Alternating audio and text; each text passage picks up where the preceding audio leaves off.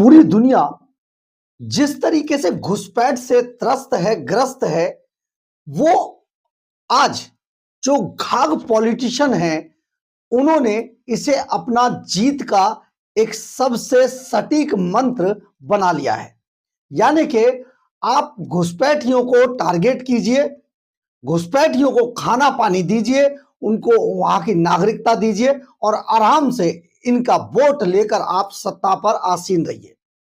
भारत के अंदर भी इसी तरीके की कोशिशें पिछले करीब 15-20 सालों से लगातार की जा रही हैं। दरअसल विपक्ष के नाम पर जो पार्टियां सत्ता में हैं, जो क्षेत्रीय पार्टियां खास तौर पर, वो यही मंत्र अपनाती हैं और आराम से सत्ता पर आसीन रहती हैं। खास तौर पर अगर पिछले दिनों देखा जाए तो दिल्ली के अंदर अरविंद केजरीवाल घुसपैठ के इसी मंत्र से करीब करीब 11 सालों तक दिल्ली पर काबिज रहे और दिल्ली को बर्बाद करते रहे। पश्चिम बंगाल में भी यही सब चल रहा है लंबे समय से। इसके अलावा झारखंड में भी पूरी डेमोग्राफी बदल दी गई है, चेंज कर दी गई है और वहां पर हेमंत जो सोरेन है, उनकी सरकार अब दूसरी बार फिर काबिज हो गई है। और ये जो घुसपैठ है, ये आखिर है कहां से, सबसे बड़ा सवाल है। और विपक्ष में कई लोग तो ऐसा भी मामला उठाते हैं कि बताइए कहां से घुसपैठ है।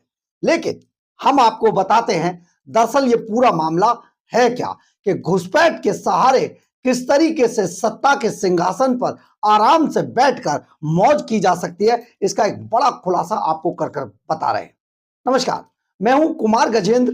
दरअसल देश के अंदर आज सबसे बड़ी समस्या अगर कोई है तो वो है घुसपैठ की।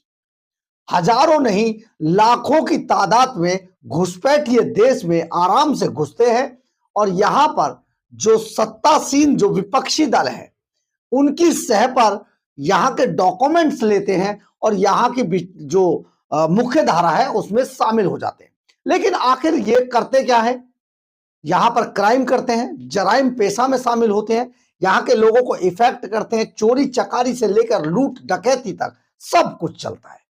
और ये पूरा धंधा विपक्ष के लोगों के सहारे यहां फल फूल रहा है। लेकिन आखिर बड़ा सवाल कि ये घुसपैठिए आ कहां से रहे हैं। हम आपको बताने जा रहे हैं ये घुसपैठिए कहां से आ रहे हैं।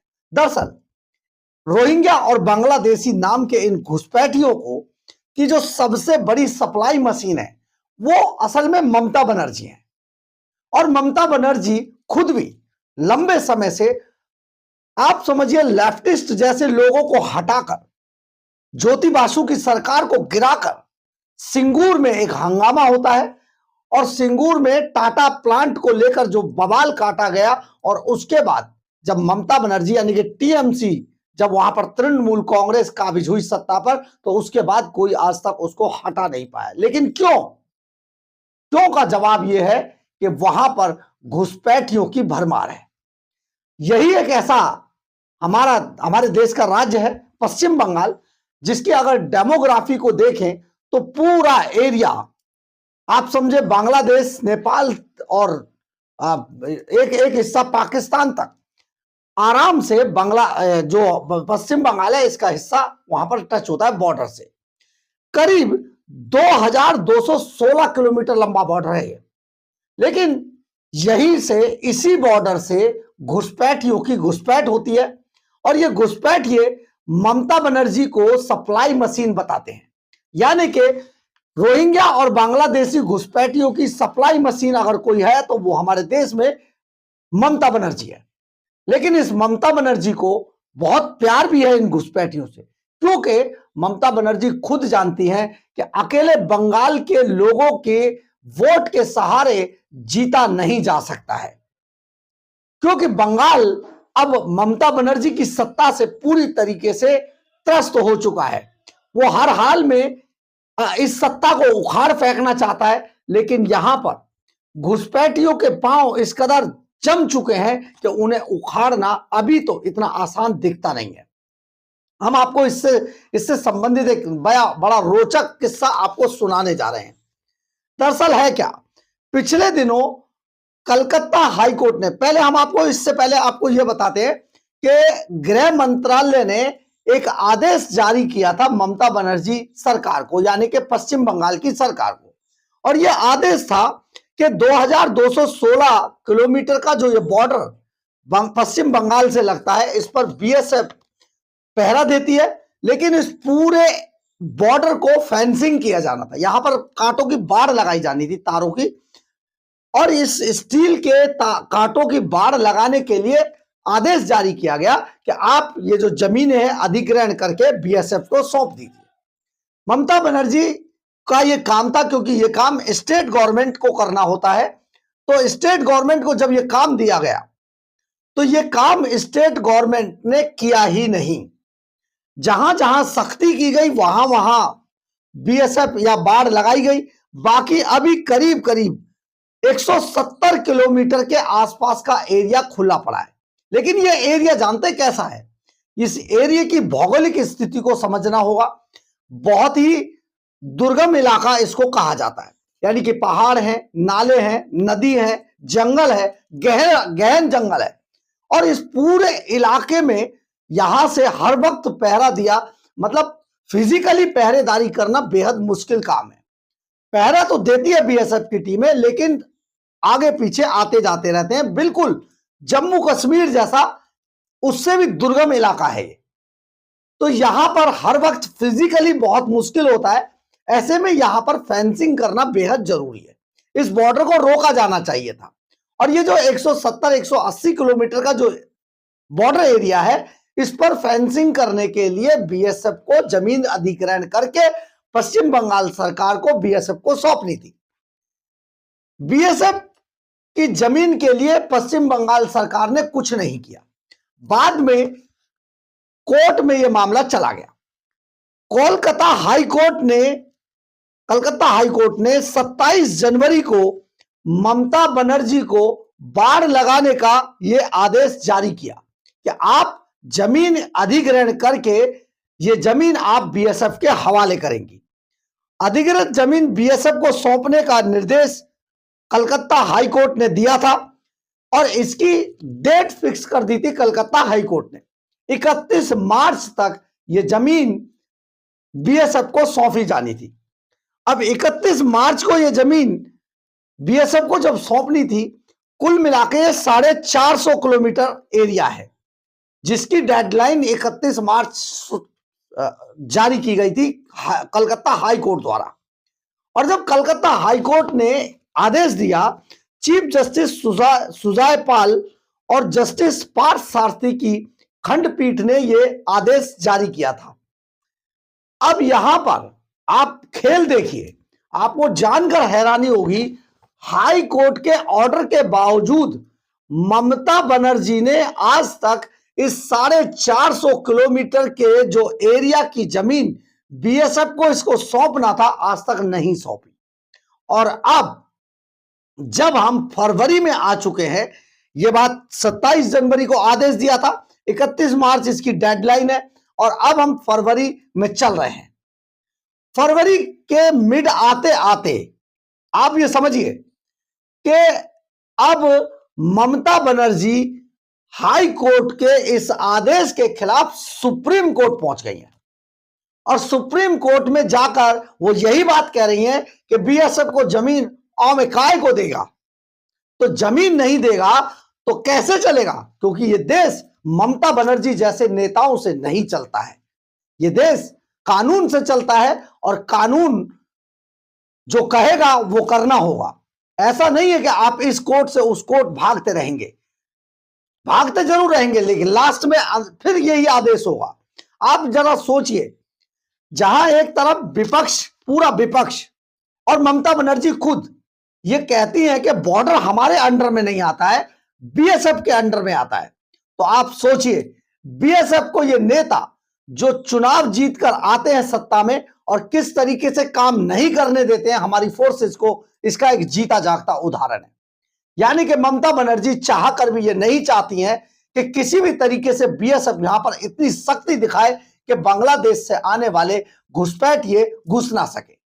आप जरा सोचें, बांग्लादेश से, क्योंकि ये सवाल बार बार किया गया है। जब गृह मंत्री लोकसभा में बोल रहे थे, सदन में बोल रहे थे, उस वक्त भी यह सवाल उठाया गया था। संजय सिंह जैसे नेता जो कभी टिकट ब्लैक करते थे और जिनका कोई अपना ज्यादा आधार नहीं है, कल जब आम आदमी पार्टी खत्म हो जाएगी तो संजय सिंह जैसे नेताओं की राजनीति खत्म हो जाएगी।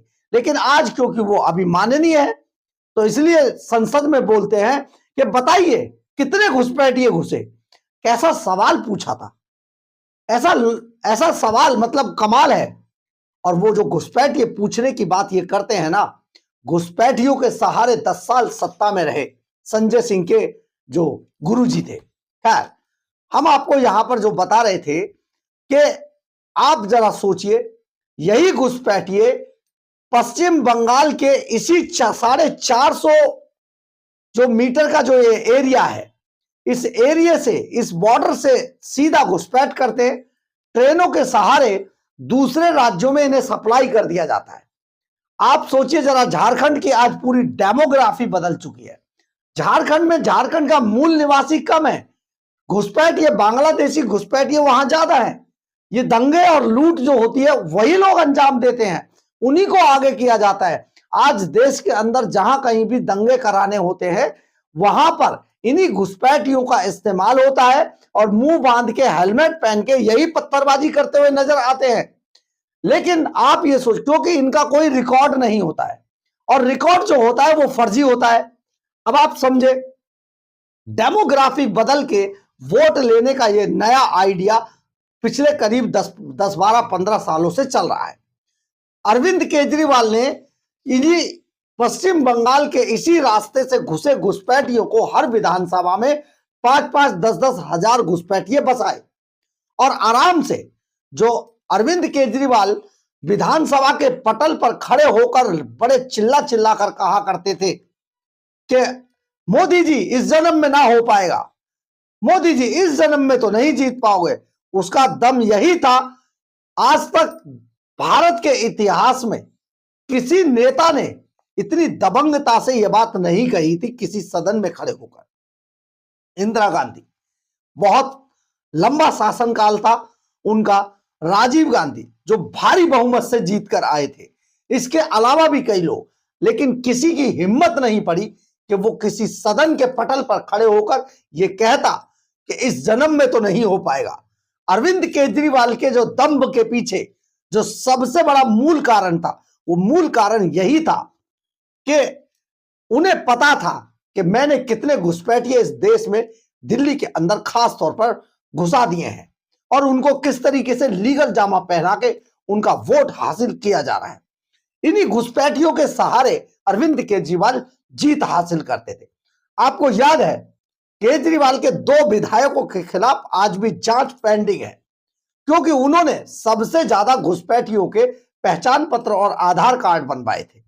जरा सोचिए, पूरे पश्चिम बंगाल से जो घुसपैठ की मशीन ममता बनर्जी बनी हुई है, उस घुसपैठ के दम पर विपक्ष आज दंभ भरता है।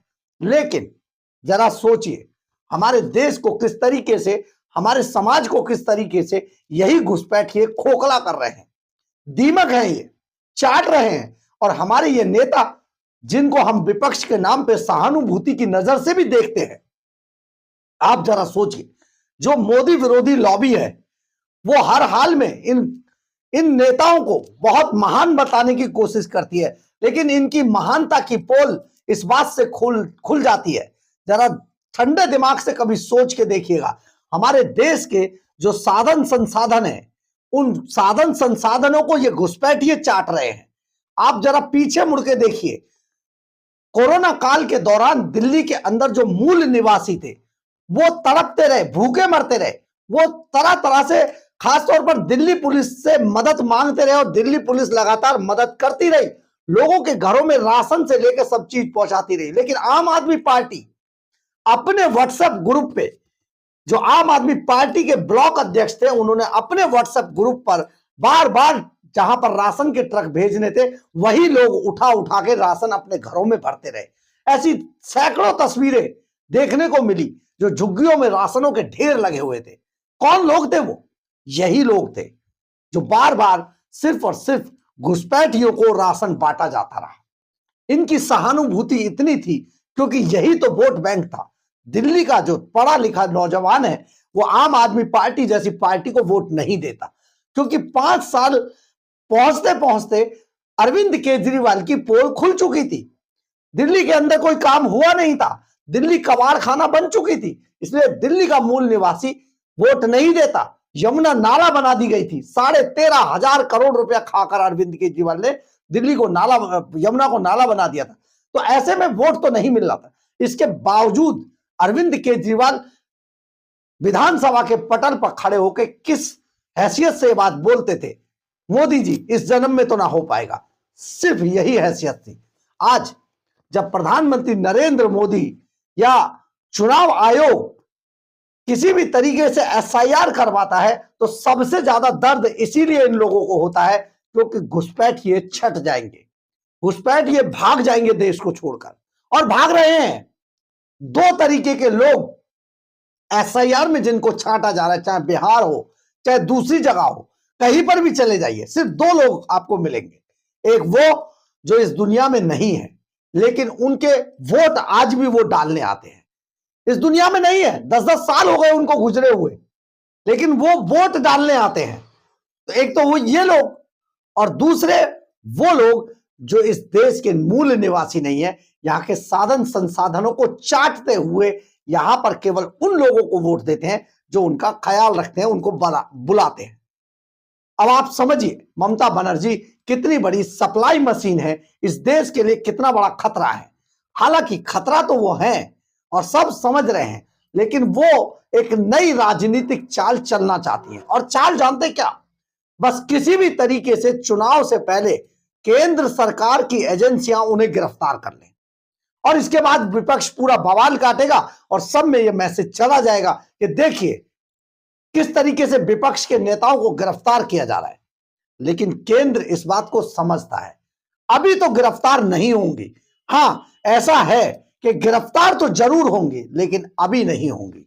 आप जरा सोचिए, ममता बनर्जी कितनी कोशिश कर ले, लेकिन आपको अपने देश को अगर बचाना है तो इस घुसपैठ के जंजाल को समझना होगा, इनकी सप्लाई मशीन को समझना होगा, किन लोगों के सहारे ये घुसपैठ ये हमारे शहरों में, हमारे गांवों में, हमारे जंगलों में, हमारे नालों के किनारे, हमारे नदियों के किनारे कैसे पहुंच जाते हैं। और फिर जब इनको चेक करो तो इन पर दस्तावेज, पूरे भारत के डॉक्यूमेंट्स इन पर मिलते हैं। कैसे? सप्लाई मशीन को हर हाल में तोड़ना होगा। बहरहाल, अगर आपको हमारी ये खबर अच्छी लगे तो आप इसे लाइक, सब्सक्राइब और शेयर जरूर करें। कमेंट्स बॉक्स में अपनी राय जरूर लिखें, इससे हमें बहुत बहुत बहुत ऊर्जा मिलती है। जय हिंद, जय भारत। एक बात और, आप अगर हमारे चैनल को अच्छा समझते हैं, हमारी खबरों को अच्छा समझते हैं, तो प्लीज लाइक, सब्सक्राइब और शेयर जरूर करें। हाइप का बटन भी जरूर दबा दें और जरूर आप अपने विचार भी रखें, आपको यह खबर कैसी लगी। जय हिंद, जय भारत।